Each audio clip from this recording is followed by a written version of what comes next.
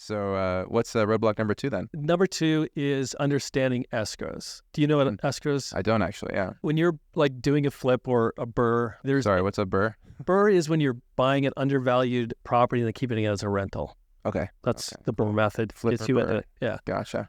And the escrow is the portion that the lending company puts aside for the repairs. So they give you so much for the purchase and they say, okay, it's going to cost $50,000 to fix this property up to make it market ready. You know, get it, put in a new roof and some windows and all that stuff. So they set aside this account and it's their escrow account to fix it up because the lender wants to make sure the property is complete at the end of when all their money's out. They don't say it's going to cost $50,000 to fix it up. Here's $50,000 and hope you fix it up. They want to make sure it's fixed up.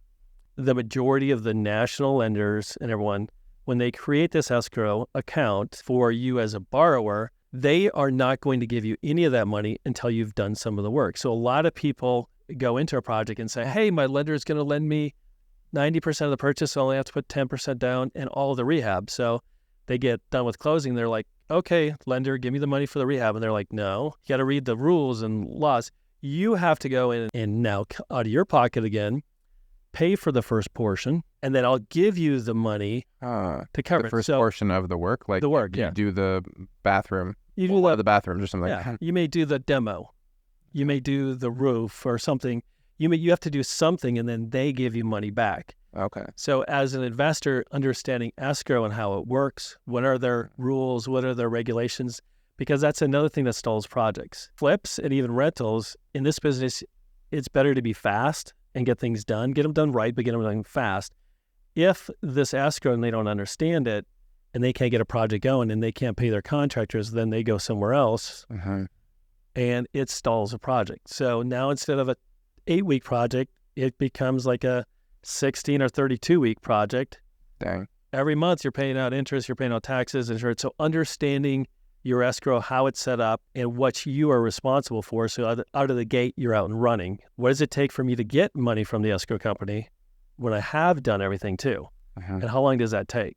Because if I'm an investor and I have to put up the first 10 grand, then I have to ask my lender for that 10 grand, but they're not going to give it to me for a week or two.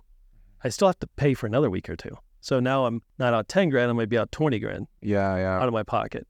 And you have to keep that thing going until you get to the cycle, and at the end you catch up. But you got to make sure you understand the flow of an escrow. That makes sense. Yeah, it sounds like with understanding escrow, it's the cost, what you have to put in, but also the timeline, because it's going to impact, those are related. That's going to impact the cost, like you said.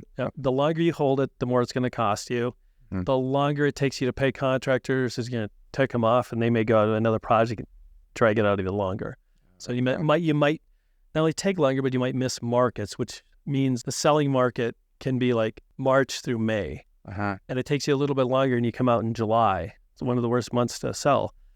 And you just take another hit. So that's another reason the timeline of your escrow is important. Understanding these things saves you money, puts more money in your pocket. That's how some people succeed a lot faster than others as they just understand these kind of little rules. That makes sense. Just kind of knowing those things going in. Do those escrow rules vary widely depending on the lender? Like those timelines? I would say they all vary widely.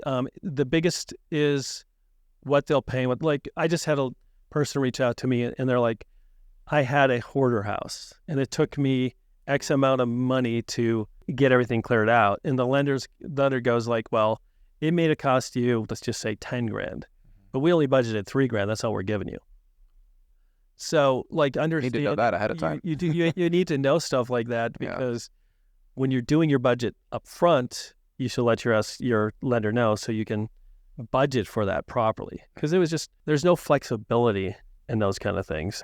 If things pop up, you got to understand too, that's going to come out of your pocket. That makes sense. The lender's not going to add more money. Like if you're over budget, that's going to come out of your pocket. They're not going to expand the escrow for you. Gotcha. Okay. So that escrow is solid the way that it is usually. Yeah. Okay. Once you get starting the loan, those rules are not changing. Yeah. Okay. Unless you want to go through the process again and have them relook at it, and once again, delays. Okay.